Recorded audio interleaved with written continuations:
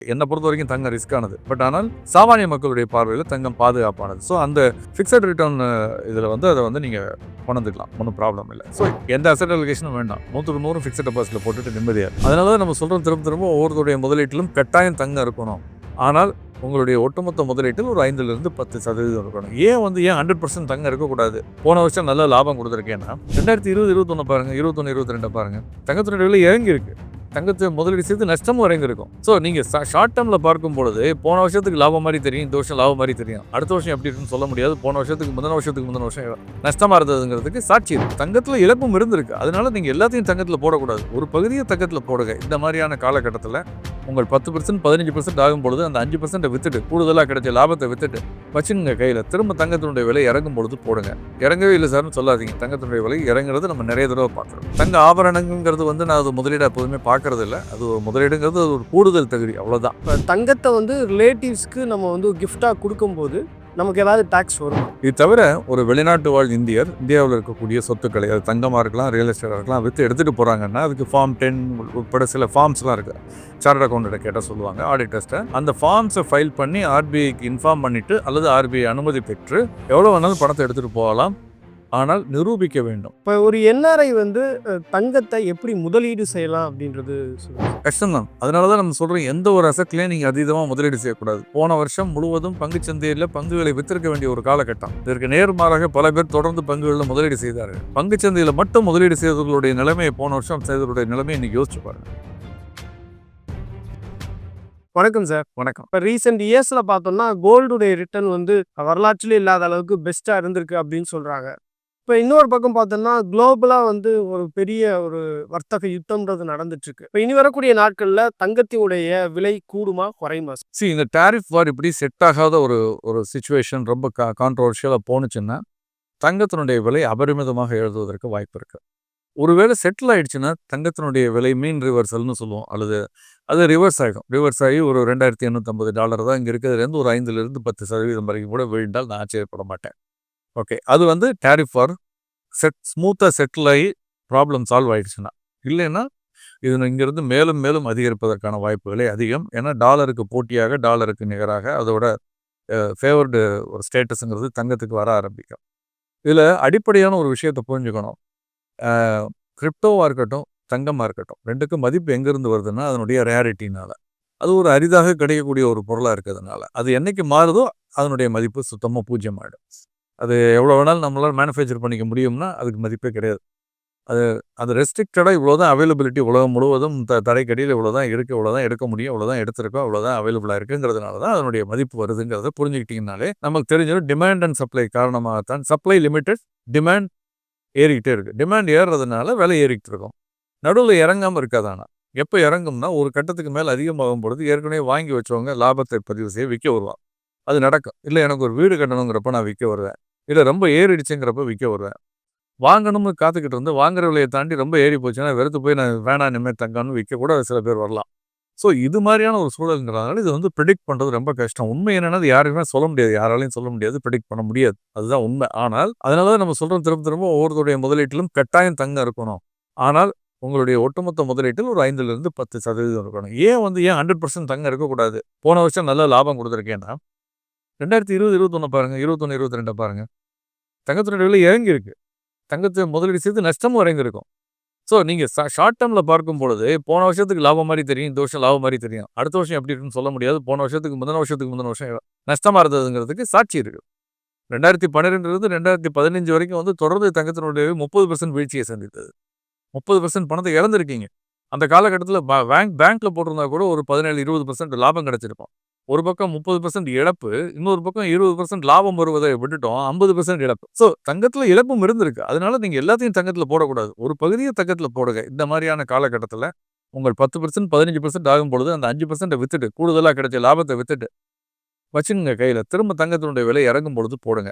இறங்கவே இல்லை சார்னு சொல்லாதீங்க. தங்கத்தினுடைய விலை இறங்குறது நம்ம நிறைய தடவை பார்க்குறோம். என்ஆர்ஐயை பொறுத்தவரையில் தங்கத்தை ஒரு ரிலையபிளான இன்வெஸ்ட்மெண்ட்டாக பார்க்குறாங்களா சார்? நிச்சயமாக பார்க்குறாங்க, அதில் ஒன்றும் சந்தேகமே கிடையாது. பட் அன்ஃபார்ச்சுனேட்லி அவங்களுக்கு இப்போ இந்தியாவை பொறுத்த வரைக்கும் சாவரன் கோல்ட் பாண்டில் முதலீடு செய்ய முடியாத ஒரு சூழல். எனவே இப்போ சாவரன் கோல்ட் பாண்டு பெருசாக வர்றதும் இல்லை, அரசு வெளியிடுவதையும் நிறுத்திட்டாங்க சமீப காலமாக. அதை தாண்டி பார்க்கும் பொழுது ஒரு முதலீடு அப்படிங்கிற அடிப்படையில் கோல்டு ETF அப்படின்னு சொல்லக்கூடிய எக்ஸ்சேஞ்ச் ட்ரேடட் ஃபண்டில் வந்து பெரிய அளவில் வந்து என்ஆர்ஐஸ் இப்போ வந்து முதலீடு செய்ய ஆரம்பிச்சிருக்காங்க. தங்க ஆபரணங்கிறது வந்து நான் அது முதலீடு எப்போதுமே பார்க்கறது இல்லை. அது ஒரு முதலீடுங்கிறது அது ஒரு கூடுதல் தகுதி, அவ்வளோதான். அது வந்து ஒரு ஆர்வத்திற்காக, ஒரு பிரியத்திற்காக நம்ம வாங்கிக்கிறது. ஸோ நிச்சயமாக வந்து குறிப்பாக இந்த அன்சர்டனிட்டி, இந்த ஊகா வேர்ல்டுன்னு சொல்கிறோம் இல்லையா, வாலட்டிலிட்டி, அன்சர்டனிட்டி, காம்ப்ளெக்சிட்டி அண்ட் ஆம்பிகிட்டின்னு சொல்லக்கூடிய இந்த ஒரு நிச்சயமற்ற டேரிஃப் வார் வந்து கிரியேட் பண்ணியிருக்கக்கூடிய ஒரு சூழலில் தங்கம் இன்னும் ஒரு அதிக முக்கியத்துவத்தை பெற ஆரம்பித்திருக்கிறது சமீப காலமாக. இப்போ தங்கத்தை வந்து ரிலேட்டிவ்ஸ்க்கு நம்ம வந்து கிஃப்டாக கொடுக்கும்போது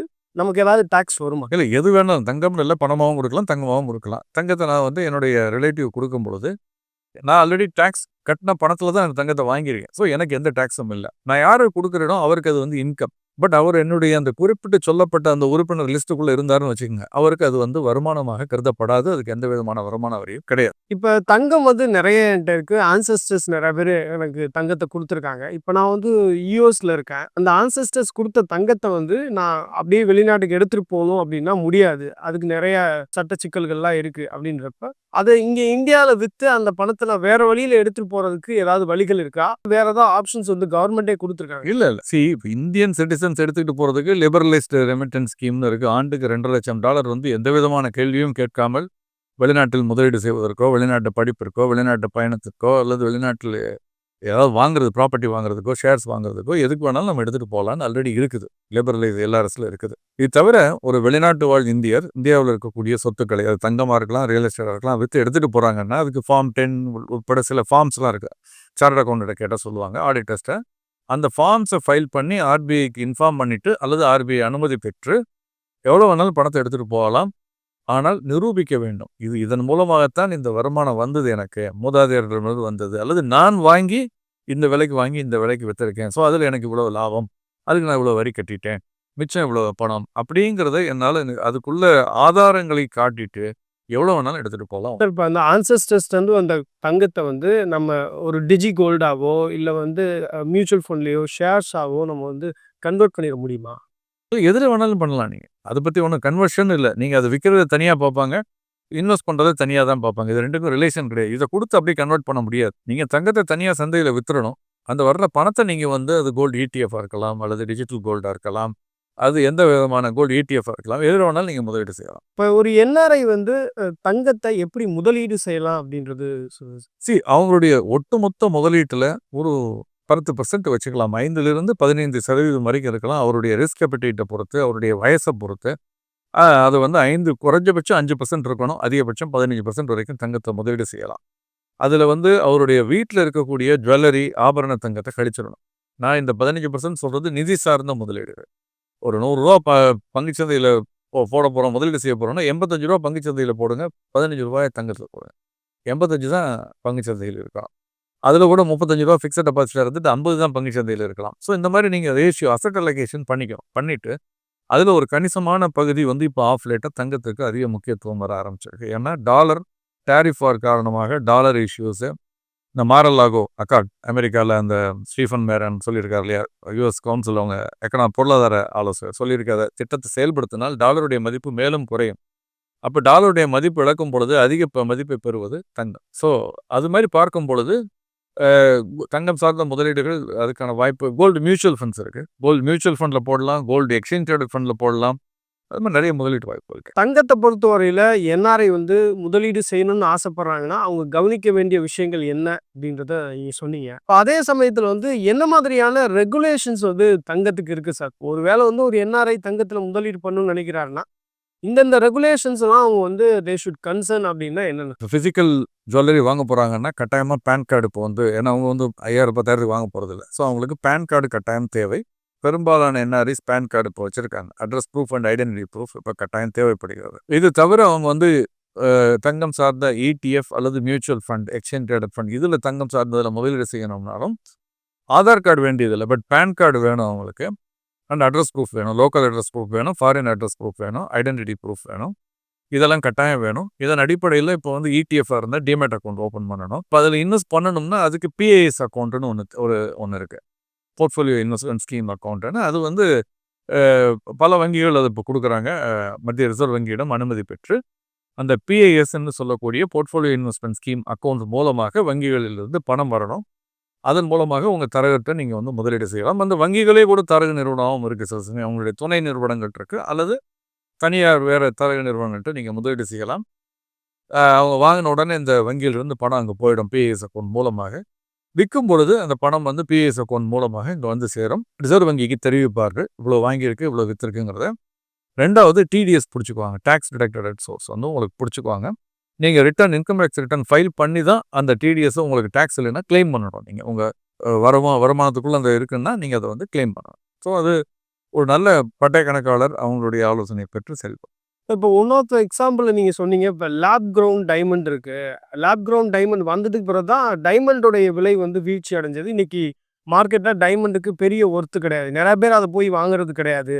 அதுக்கு சீப்பராக வந்து லேப் கிரவுண்ட் டைமண்டே வாங்கிட்டு போயிடறாங்க அப்படின்னு சொன்னீங்க. அதே மாதிரி ஆல்டர்னேட்டிவாக தங்கத்துக்கும் ஒரு சூழ்நிலை வந்தது அப்படின்னா தங்கத்தினுடைய அந்த மதிப்பு அப்படின்னு குறையிறதுக்கான வாய்ப்பு இருக்குது அப்படின்றது சொல்கிறீங்க. அந்த மாதிரியான சுச்சுவேஷன்ஸில் இப்போ அதீதமாக தங்கத்தில் முதலீடு பண்ணியிருக்கவங்களுடைய நிலை என்னவாகும் சார்? கஷ்டம்தான். அதனால தான் நம்ம சொல்கிறோம், எந்த ஒரு அசட்லையும் நீங்கள் அதீதமாக முதலீடு செய்யக்கூடாது. போன வருஷம் முழுவதும் பங்குச்சந்தையில் பங்குகளை வித்திருக்க வேண்டிய ஒரு காலகட்டம். இதற்கு நேர்மாறாக பல பேர் தொடர்ந்து பங்குகளில் முதலீடு செய்தார்கள். பங்குச்சந்தையில் மட்டும் முதலீடு செய்தவர்களுடைய நிலைமையை போன வருஷம் செய்தவருடைய நிலைமையை இன்னைக்கு யோசிச்சு பாருங்க. அவங்களுடைய பணத்தை குறைஞ்சபட்சம் ஒரு 15% 20% காணாமல் போயிருக்கும். இண்டெக்ஸில் போட்டிருந்தா கூட 15% 15% மேலே காணாமல் போயிருக்கும். ஸ்மால் கேப் மிட் கேப்பில் போட்டிருந்தாங்கன்னா 25% 30% காணாமல் போயிருக்கும்.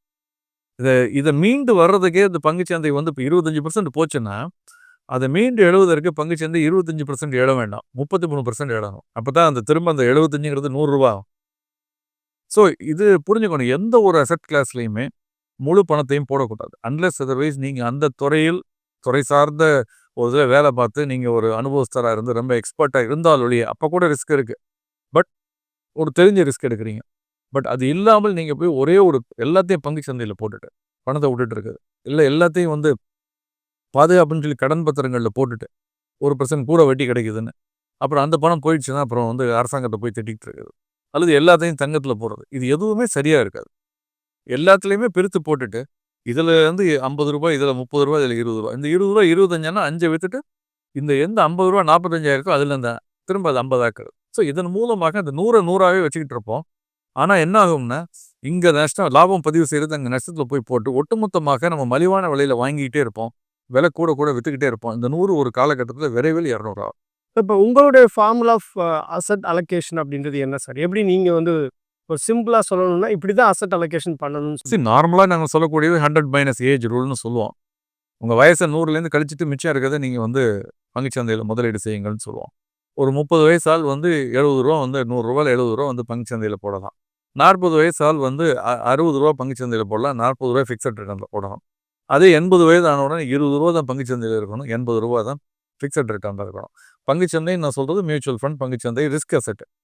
இந்த ஃபிக்ஸட் டெபாசிட்னு சொல்கிறது ரொம்ப பாதுகாப்பான முதலீடு, அதில் போடணும். ஸோ வயது அதிகரிக்க இதை குறைஞ்சிடும். இந்த 60க்கு 70க்குள்ள தங்கம் சேர்ந்துரும் தான் நான் நினைக்கிறேன். ஓகே, என்னை பொறுத்த வரைக்கும் தங்கம் ரிஸ்க்கானது. பட் ஆனால் சாமானிய மக்களுடைய பார்வையில் தங்கம் பாதுகாப்பானது. ஸோ அந்த ஃபிக்ஸட் ரிட்டர்ன் இதில் வந்து அதை வந்து நீங்கள் கொண்டுக்கலாம், ஒன்றும் ப்ராப்ளம் இல்லை. ஸோ இன்னொன்று சொல்கிறேன், ஆளை பொறுத்து இது மாறும். இப்போ என்னை பொறுத்த வரைக்கும் பார்த்தீங்கன்னா, நான் ஃபிக்ஸட் ரிட்டர்ன்கிறது என்கிட்ட இருக்குது பொது சேம நல நிதி, பப்ளிக் ப்ராவிடென்ட் ஃபண்ட் மட்டும் தான் 30 வருஷமாக வச்சுருக்கேன். அதை தவிர என் 1 ரூபா கூட ஃபிக்ஸட் டெபாசிட்டில் கிடையாது, வச்சுக்கவே மாட்டேன். நான் எல்லாமே என்னுடைய இது பங்குச்சந்தை சார்ந்தது. இதை உங்களுக்கு நான் சொல்ல மாட்டேன். நீங்கள் வளர்ந்த சூழல் எப்படி, உங்களுடைய ரிஸ்க் அப்பிடைட் எப்படி, உங்களுடைய ஏற்ற இறக்கம் வரும்பொழுது அதீத ஏற்ற இறக்கத்தை உங்களுடைய மனம் எப்படி கையாளும், உங்கள் ஃபேமிலி ப்ரெஷர்ஸ் என்ன, உங்களுடைய ஷார்ட் டேர்ம் கோல் என்ன, மீடியம் டேர்ம் கோல் என்ன, லாங் டேர்ம் கோல் என்ன, உங்கள் மனைவி இதை பற்றி என்ன சொல்லுவார், என்ன மாதிரி ப்ரெஷர்ஸ் உங்களுக்கு அதுலேருந்து அவங்கள்ட்டேருந்து வரும், இதெல்லாம் பார்த்து தான் உங்களுக்கு நான் ஆலோசனை சொல்லணும். ஸோ இது ஆளுக்கால் மாறுபடும். உங்களுடைய ரொம்ப கன்சர்வேட்டிவாக இருந்து உங்களுடைய தேவைகள் முழுவதும் பூர்த்தி செய்யப்பட்டால் எந்த அசட் அலோகேஷனும் வேண்டாம், 100க்கு 100 ஃபிக்ஸட் டெபாசிட்டில் போட்டுட்டு நிம்மதியாக. Thank you sir. நன்றி. மேலும் ஈடி தமிழ் சேனல்ல வரப்போகும் பிசினஸ் மற்றும் அது ரிலேட்டடான வீடியோவை பார்க்க உடனே கீழே இருக்க சப்ஸ்கிரைப் பட்டனை கிளிக் பண்ணுங்க.